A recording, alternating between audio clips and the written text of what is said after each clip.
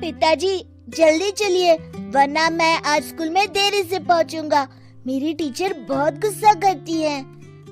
हाँ हाँ बेटा, अभी चलते हैं, बस 2 मिनट रुको। तभी रमेश की पत्नी कमरे से बाहर आती है और रमेश से कहती है, सुनिए जी, आज शाम को आप ऑफिस से जरा जल्दी घर आ जाइएगा। याद है ना, आज आपको मुझे शॉपिंग कराने के लिए लेकर जाना है। अरे भाग्यवान, इस महीने हाथ जरा तंग है। मेरी मानो तो शॉपिंग का विचार कुछ दिनों के लिए अपने दिमाग से निकाल ही दो। मैं तुम्हें अगले महीने पक्का शॉपिंग कराने ले जाऊंगा। अभी मुझे चलना चाहिए, वरना राजू को स्कूल पहुंचने में देर हो जाएगी। देखिए जी, अब आपके ये बहाने पुराने हो चुके हैं। मैं कुछ नहीं जानती। आज शाम को मुझे शॉपिंग करने जाना है, मतलब जाना है। आगे आपकी मर्जी।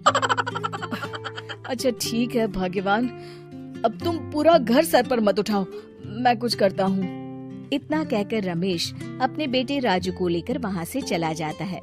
घर से निकलने के लिए रमेश जैसे ही अपनी मोटरसाइकिल शुरू करता है, तभी उसकी माँ उसे आवाज देकर कहती है, अरे रमेश, आज शाम को मुझे कुछ पैसे दे देना। याद है ना, मैंने तुझसे कहा था कि मुझे मंदिर में चढ़ावा चढ़ाना है। अरे माँ, मेरी तनख्वाह आने में अभी 10 दिन बचे हैं। अभी मेरे पास बिल्कुल पैसे नहीं है। हाँ, मेरी तनख्वाह मिलते ही मैं तुम्हें पैसे दे दूंगा। रमेश की माँ चिढ़कर कहती है, अरे तेरा दिमाग तो खराब नहीं हो गया? मैंने तेरे भरोसे मंदिर के पुजारी जी से वादा कर दिया है और तू कह रहा है कि पैसे नहीं है। अब मैं पुजारी जी को क्या जवाब दूंगी? तुझे तो मेरी इज्जत की भी कुछ परवाह नहीं है। अच्छा ठीक है माँ, अब तुम गुस्सा मत करो, मैं शाम तक कुछ इंतजाम करता हूँ। इतना कहकर रमेश वहाँ से चला जाता है। फिर दोपहर को जब रमेश अपने दफ्तर में बैठा होता है, तब उसे अपनी पत्नी और माँ की बातें याद आती हैं। रमेश अपने दफ्तर के एक साथी मोहन से कुछ रुपए उधार मांगता है। अरे भाई मोहन, मेरा एक छोटा सा काम कर दो, मुझे कुछ रुपयों की सख्त जरूरत है। मुझे कुछ दिनों के लिए क्या तुम रुपए उधार दे सकते हो? अरे रमेश भाई, मैं तुम्हें पैसे उधार तो दे सकता हूँ, लेकिन मुझे वक्त पर पैसे लौटा देना। वैसे भी मेरा मानना है कि दोस्ती यारी में कभी पैसों का व्यवहार नहीं करना चाहिए। ये कहावत तो तुमने सुनी ही होगी कि उधार प्रेम की कैंची है। मैं नहीं चाहता कि पैसों को लेकर हमारा रिश्ता खराब हो। अरे मोहन, तुम बिल्कुल चिंता मत करो, मैं तुम्हारे पैसे वक्त पर लौटा दूंगा। फिर मोहन रमेश को पैसे दे देता है। शाम को घर आकर रमेश कुछ पैसे अपनी माँ को देता है और साथ ही अपनी पत्नी को भी शॉपिंग कराने बाजार लेकर जाता है।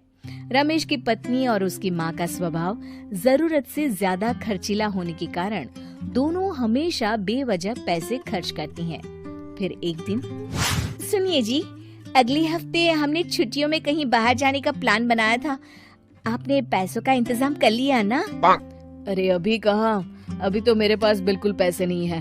हम कभी और चले जाएंगे। देखिए जी, मैंने सभी सहेलियों से कह दिया है कि मैं बाहर घूमने जा रही हूँ। अगर मैं नहीं गई तो सब मुझ पर हंसेंगी। आप कहीं से भी पैसों का इंतजाम कीजिए जी। इतना कहकर रमेश की पत्नी वहाँ से चली जाती है। वहीं दूसरी तरफ रमेश की माँ भी तीर्थ यात्रा जाने की जिद करती है और रमेश से पैसे मांगती है। फिर अगले दिन रमेश एक सेठ से पैसे उधार लेकर अपनी पत्नी और बेटे को घुमाने ले जाता है और अपनी माँ को भी तीर्थ यात्रा पर भेज देता है। लेकिन जैसे ही रमेश अपनी छुट्टियाँ बिताकर वापस आता है, कर्जदार उसका जीना मुश्किल कर देते हैं। इतना ज्यादा कर्ज एक साथ अपने ऊपर देख रमेश काफी परेशान रहने लगता है। फिर एक दिन राजू की स्कूल की फीस वक्त पर न भर पाने के कारण रमेश को स्कूल में बुलाया जाता है। स्कूल के प्रिंसिपल साहब रमेश को सख्त हिदायत देते हैं कि अगर वक्त पर स्कूल की फीस नहीं भरी गई तो उनके बेटे का नाम स्कूल से काट दिया जाएगा।